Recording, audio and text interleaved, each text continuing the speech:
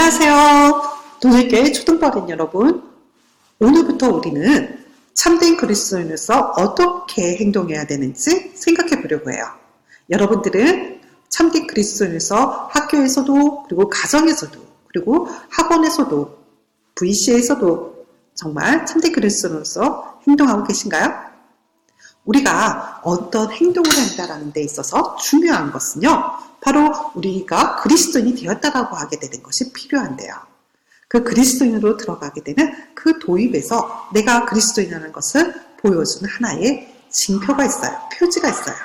그게 바로 뭐냐면 참된 회개예요. 그 참된 회개의 자리를 통과한 사람만이 바로 새 사람이 돼서 참된 행동을 할 수가 있는 거죠. 바로 오늘 그 참된 회개에 대해서 배워보려고 해요. 사도행전 11장 1절서부터 18절까지의 말씀인데요. 그 이야기 전에 그냥 17절서부터 18절까지의 이야기를 같이 한번 읽어봐요. 그런즉 하나님이 우리가 주 예수 그리스도를 믿을 때에 주신 것과 같은 선물을 그들에게도 주셨으니 내가 누구에게 하나님을 느끼게 맡겠느냐 하더라. 그들이 이 말을 듣고 잠잠하여 하나님께 영광을 돌려 이르되 그러면 하나님께서 이방인에게도 생명 얻는 회개를 주셨다고 하니라. 자, 여기서 아주 중요한 단어가 있는데요. 그거는 뭐냐면 생명 얻는 회개예요. 회개인데 무슨 회개냐면 바로 생명을 얻는 회개라는 거죠. 회개의 관문을 통과한 사람은 생명을 얻게 되는데요. 그렇게 새로운 생명을 얻게 되기 때문에 이 사람의 옛사람이 아니라 새로운 사람, 새 사람으로서 살아갈 수 있는 힘을 얻게 되는 거죠. 그러면 바로 이 이야기, 왜 베드로는 바로 이러한 고백을 가르치고 있는지 바로 이 이야기 속으로 들어가 보도록 해요. 세상에 무슨 일이 벌어졌냐면요. 베드로에게 사람들이 수군수군 하는 소리가 들려오기 시작했어요. 베드로가 글쎄 무할례자랑 함께 식사를 했대 이렇게 비난하는 소리가 들린 거예요. 근데 이게 왜 비난이냐고요? 왜냐하면요. 베드로는 이스라엘 민족의 후손이었거든요. 이스라엘 민족은 하나님께서 선택하신 민족이기 때문에 그들에게는 그 하나님이 선택하셨다라고 하게 되는 증표로서 할례를 행했거든요. 어릴 때의 할례가 바로 하나님이 선택하셨던 사람이다라는 증표예요.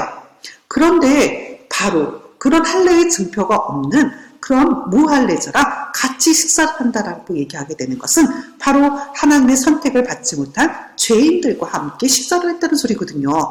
그러니까 베드로가 하나님의 선택을 할례를 받은 사람인데도 불구하고 할례를 받지 못한 죄인들과 같이 식사를 했대 이러한 소리가 들려오기 시작한 거예요.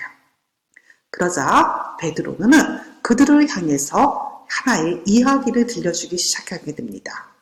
어떤 이야기냐고요? 베드로가 어떤 일이 벌어졌는지 우리 함께 베드로에게 벌어진 일을 잘 들어보도록 해요.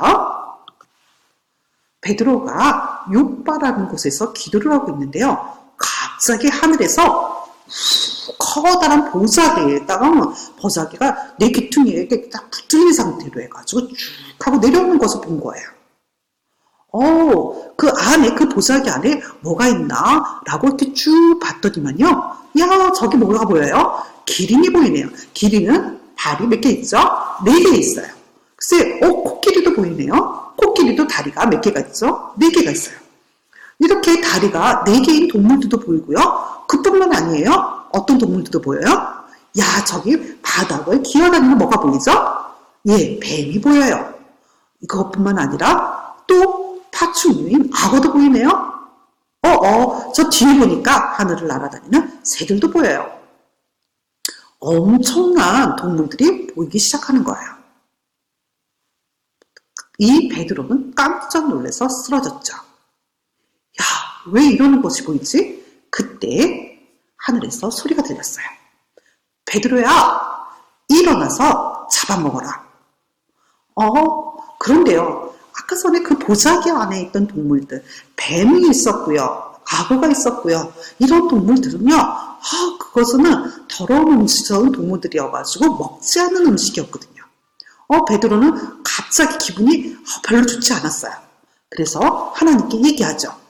주님, 그럴 수 없습니다. 저는요, 지금까지 그렇게 깨끗하지 못한 동물들을 내 입에 먹은 적이 없어요. 그러니까 속되고 깨끗하지 못한 것을 결코 내 입으로 먹을 수 없습니다. 이렇게 얘기한 거예요. 그러자 또다시 소리가 들려왔어요. 하나님이 깨끗하다고 하신 것을 내가 속되다고 하지 말라. 하나님이 깨끗하다고 말했는데 깨끗하게 하고 너한테 준 건데 왜 네가 그것을 더럽다고 하느냐? 그것을 속되다고 하느냐? 그런 말 하지 마. 이렇게 하는 소리가 들린 거죠. 그런데요, 이런 일이 한 번 있었던 게 아니라 글쎄 심지어 몇 번? 3번이나 일어난 거예요. 베드로에게 이러한 엄청난 일이 일어난 거죠. 그러고 났더니만 베드로의 집 앞에 글쎄 누가 찾아왔냐면요, 낯선 사람 3사람이 찾아왔는데요. 그 사람들이 뭐라 그러냐면 우리 주인이 당신을 데리고 오래요. 그래서 베드로가 그 집으로 갔는데 그 집이 바로 누구의 집이었냐면 고넬료의 집이었어요. 근데 재밌는 거는요, 베드로가 이렇게 환상을 보았던 그때에 고넬료도 똑같은 천사의 소리를 듣는데요. 그 소리가 뭐였냐면 바로 베드로를 모시고 와서 말씀을 들으라는 소리였어요. 그래서 베드로가 그 고넬료의 집에서 말씀을 전했는데요. 그때 이 고넬료의 집에 어마어마한 일이 벌어진 거예요. 이 집안에 있는 모든 사람들이 하나님 앞에서 자신의 죄를 회개하고 그리고 하나님께 은혜를 받는 그러한 일이 벌어진 거예요. 이야, 놀랍죠? 그러자 이 베드로가 이렇게 고백을 합니다. 그런즉 하나님이 우리가 주 예수 그리스도를 믿을 때에 주신 것과 같은 선물을 그들에게도 주셨다. 이렇게 얘기하죠.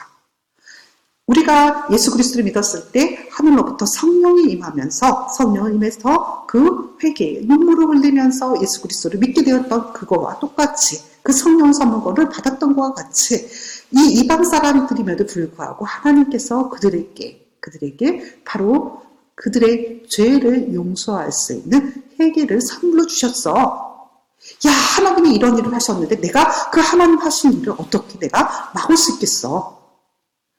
자, 이 말을 듣자 바로 그 이방 사람들이 뭐라고 했냐면 하나님께 영광을 돌렸어요.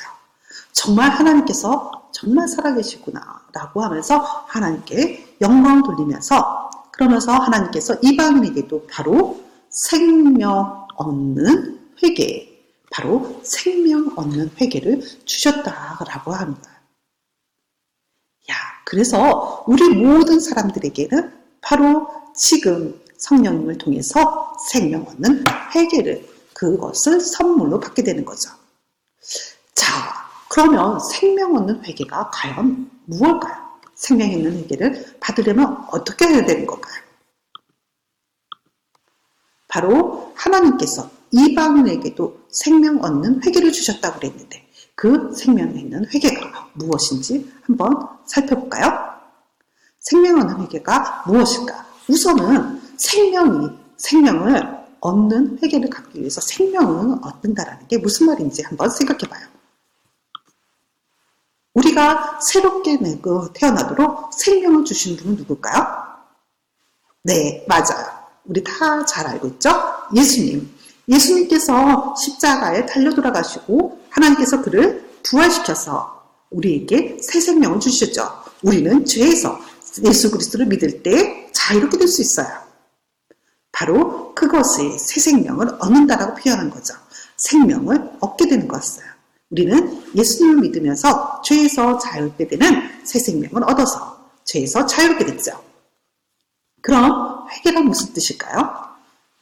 회개란 과연 무엇일까? 바로 돌이킴이에요. 내가 이전까지 해왔던 것에서 어떻게 해요? 다시 되돌아서 돌이키는 거. 돌이키는 것을 회개라고 그래요. 그래서 내가 옛적에 했던 것을 하지 않는 것. 그게 돌이킴인 거죠. 돌이킨다라고 하게 되는 것, 무엇으로부터 가면 돌이킨다는 뜻일까요? 그것은 바로 죄로부터 돌이킨다는 뜻이에요. 이처럼 생명을 얻는 회개라고 하는 것은 우리가 예수 그리스도를 믿으면서 죄로부터 돌이키는 행위, 죄로부터 돌이키는 행위를 하게 될 때 바로 예수님이 우리에게 주시는 새 생명으로 우리는 새 사람이 되어서 이제부터는 새 사람으로서 행동을 해야 된다는 거죠. 참된 그리스도인의 길의 행동을 살아가야 된다는 거죠. 우리는 이 생명을 얻는 회개를 받고 하나님 안에서 그리스도 안에서 정말 참된 행위를 하는 우리 동일교회 친구들이 되었으면 좋겠습니다.